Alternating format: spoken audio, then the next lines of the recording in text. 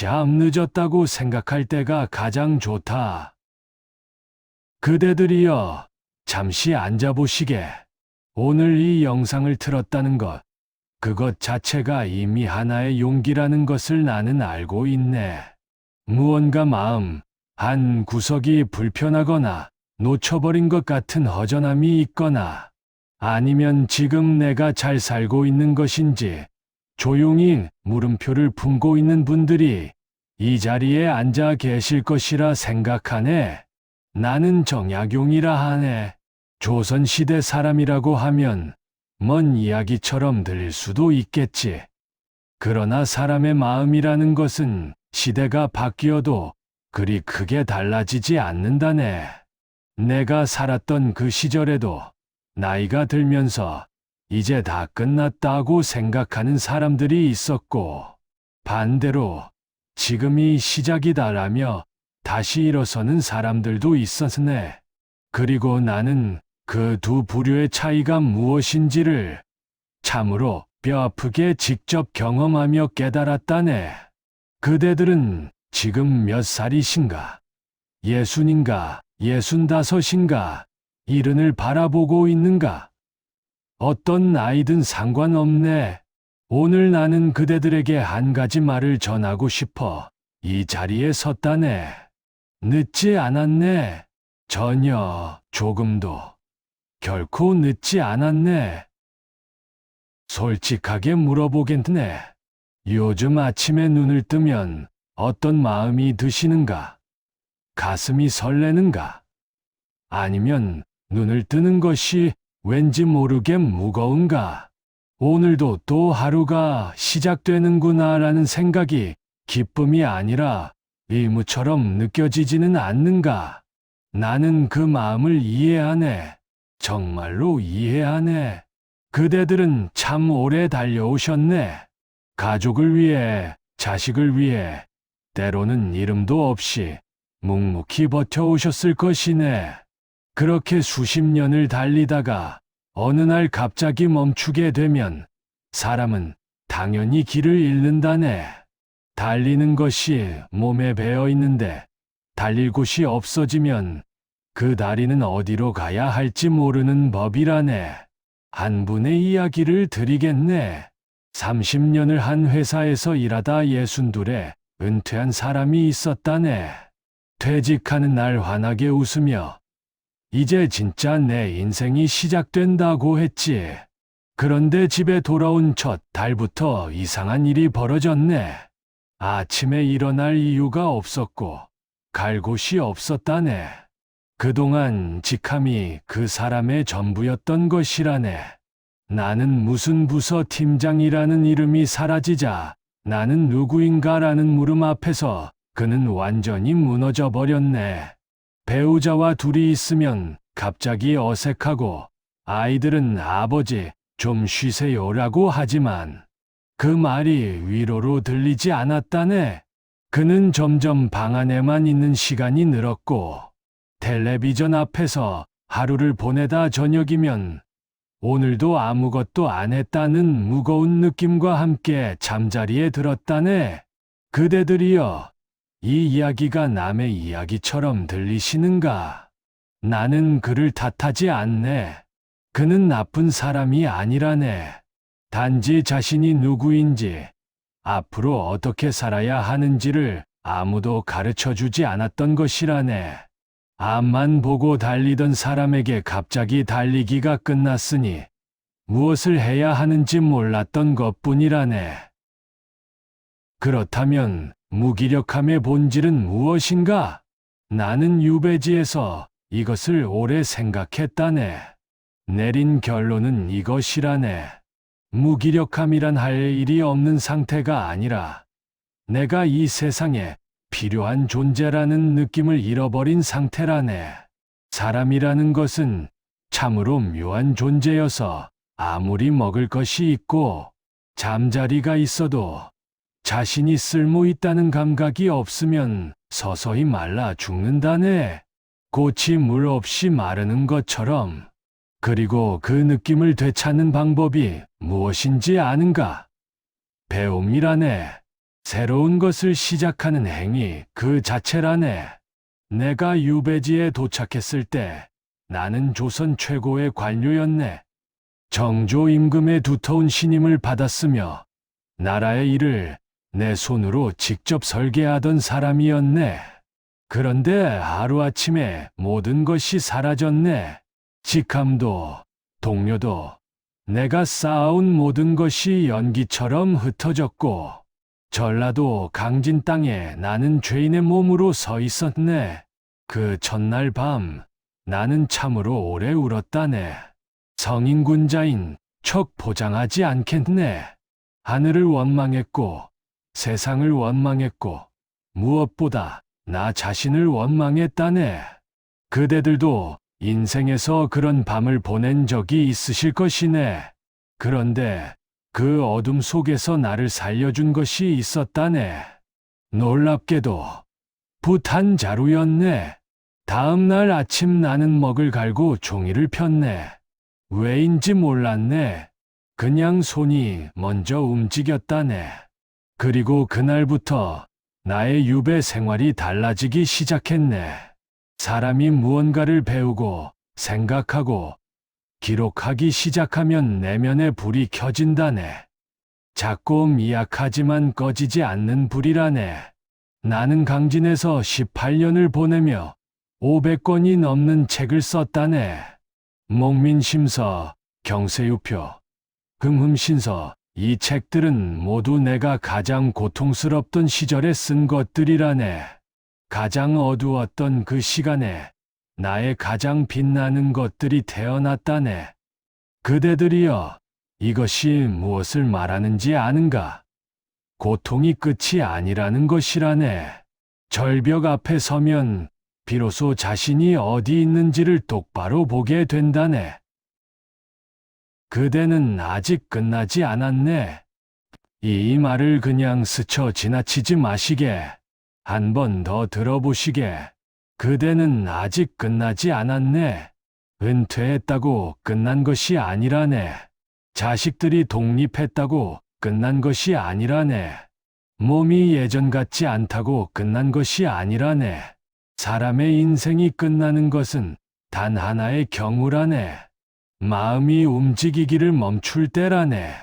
더 이상 아무것도 궁금하지 않고 더 이상 아무것도 해보고 싶지 않을 때, 그때 비로소 사람은 살아있어도 살아있는 것이 아니게 된다네.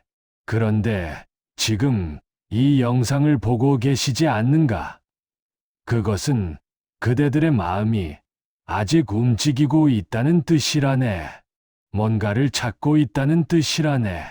그 자체가 살아있다는 가장 분명한 증거라네. 늙은 것이 아니라 멈췄을 뿐이라네. 멈춤은 끝이 아니라네. 멈춤은 다시 출발할 수 있는 상태라네. 몸이 예전 같지 않은 것은 자연의 순리지만 마음이 멈추는 것은 자연의 순리가 아니라네. 그것은 선택이라네. 그리고 선택은 바꿀 수 있다네. 또 한 분의 이야기를 드리겠네. 65세 남편을 여의고 혼자 남은 분이 있었다네. 한동안 거의 방에서 나오지 않으셨다고 하더군. 그러던 어느 날 동네 도서관에서 수채화 강좌를 연다는 안내문이 우편함에 들어왔다고 하네. 버리려다 왠지 모르게 들고 왔고 사흘을 고민하다 결국 등록을 했다고 하네. 첫날 붓을 든 손이 떨렸다고 했다네. 옆에 앉은 사람들이 자신보다 젊은 것 같아 창피하기도 했다고. 그런데 선생님이 처음에는 다 이렇게 그리세요. 괜찮아요라는 한마디에 눈물이 났다고 하더군. 그분은 그 수채화 수업을 1년간 다녔네. 그림 실력이 늘었다는 것도 물론이지만 더 중요한 것은 새로운 친구들이 생겼다는 것이라네. 수업이 끝나면 차 한 잔씩 마시며 이야기를 나눴고 그 웃음이 그분의 집 안으로 들어왔다네. 그분이 나중에 말했다고 하더군. 그 수업이 나를 살렸다고. 마음이 젊으면 삶은 다시 시작된다네. 그렇다면 지금 당장 무엇을 하면 되는가? 세 가지를 말씀드리겠네. 첫째, 매일 아침 단 10분간 무언가를 적어보시게. 일기가 아니어도 된다네. 그날 아침 눈에 보이는 것을 적어도 좋고, 어젯밤 꿈을 적어도 좋고, 지금 드는 생각을 적어도 된다네.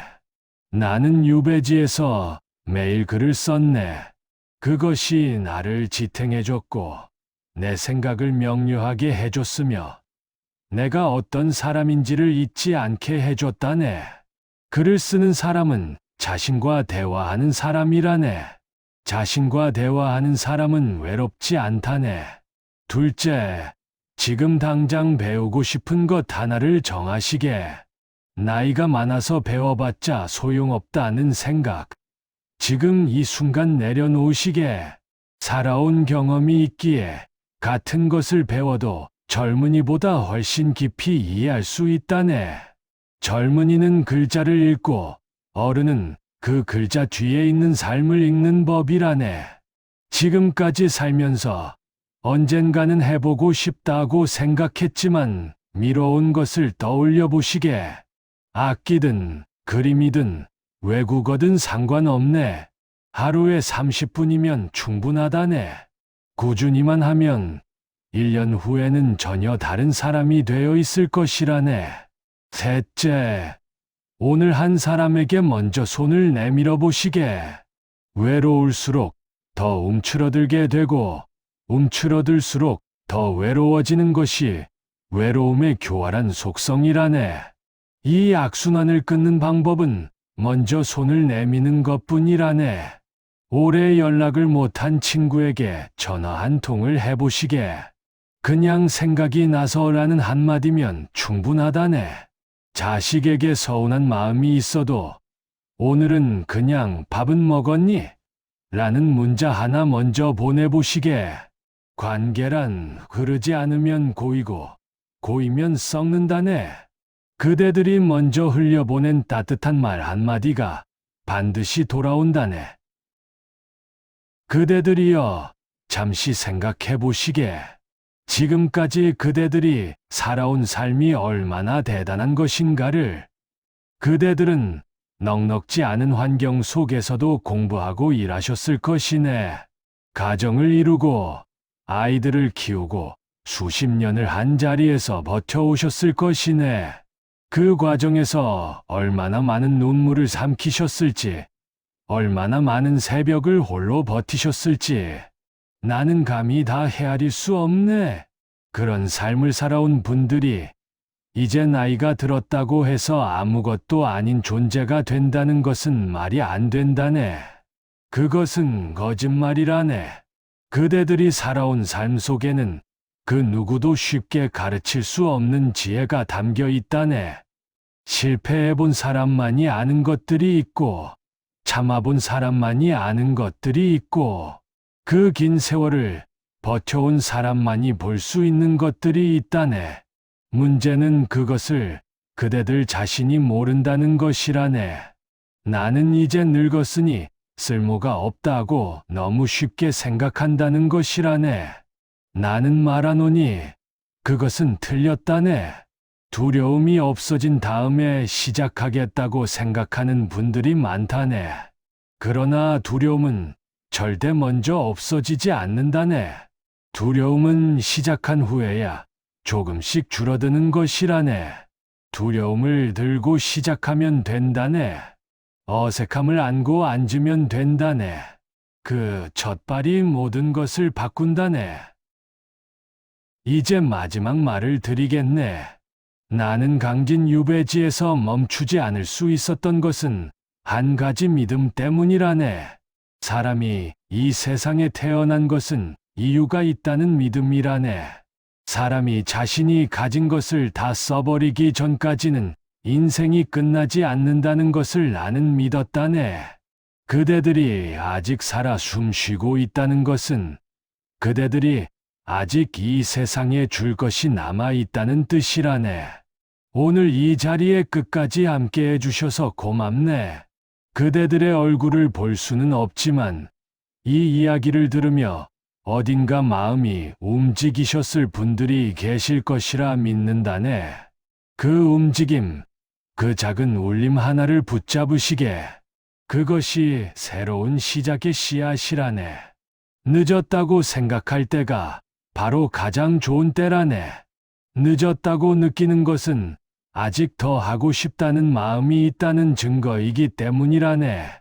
다 끝났다고 생각하는 사람은 늦었다는 말조차 하지 않는다네. 그냥 포기해버리는 것이라네.